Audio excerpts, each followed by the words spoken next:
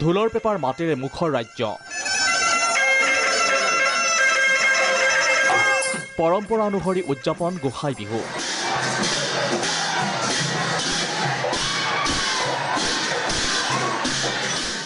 আজি গোসাই বিহু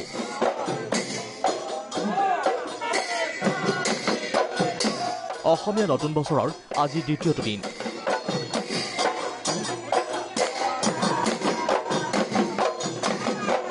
গৰু বিহু মানুহ বিহুৰ পাছতে পৰম্পৰা অনুসৰি আজি প্ৰতিজন অসমীয়াই পালন কৰে গোসাই বিহু এই দৃশ্য বিশ্বনাথৰ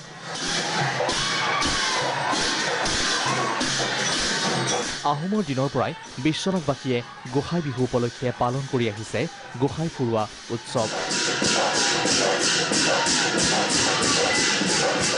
গোসাই বিহু খুব উলহ মালহেৰে উদযাপন কৰা হয় যি বিশ্বনাথ গোসাই বুলি পৰিচিত সেই বিশ্বনাথ গোসাই আজি জলৰ পৰা আনি স্থলত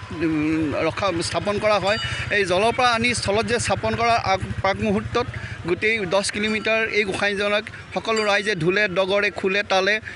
পৰিভ্ৰমণ কৰে আৰু প্ৰতিজন বিহু বুলি গাত তৎনাই মন্ত্ৰী অতুল বৰালো কান্ধত ঢোল লৈ বিহু গাই নচোৱালে নাচনী অসমৰ এজন প্ৰভাৱশালী ৰাজনীতিবিদ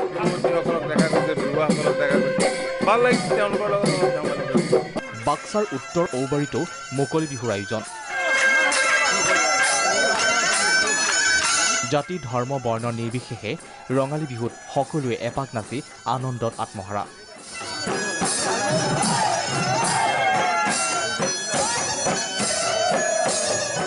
ঢকুৱাখনাতো উলহ মালহেৰে পালন কৰা হয় বিহু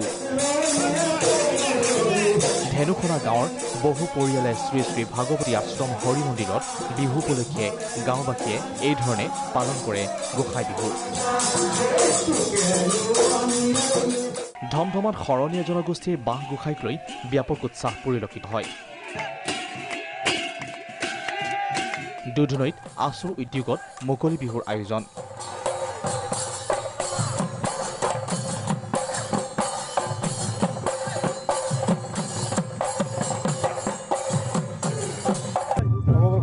অনুষ্ঠানৰ লগতে বিভিন্ন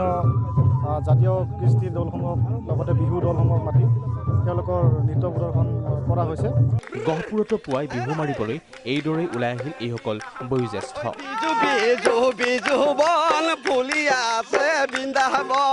হাজো কলিয়াবৰ লাহৰীঘাটতো ৰঙালীৰ পাৰ ভঙা উৎসাহ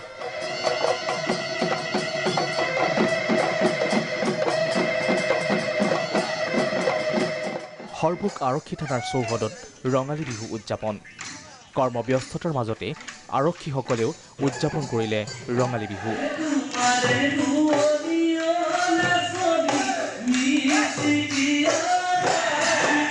গোসাই বিহুৰ দিনা ঐতিহ্যমণ্ডিত দৌল গোবিন্দ মন্দিৰত ভক্তৰ ভিৰ পৰম্পৰা অনুসৰি বড়োসকলেও পালন কৰিলে ৰংজালী বৈশাগু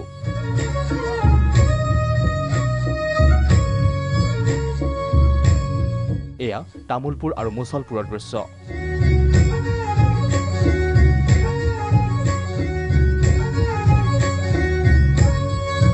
চিপাঝাৰ তেজপুৰৰ লগতে ৰাজ্যৰ বিভিন্ন প্ৰান্তত এই ধৰণে কোভিড পৰিস্থিতিৰ মাজতে প্ৰতিজন অসমীয়াই পালন কৰিছে বহাগ বিহু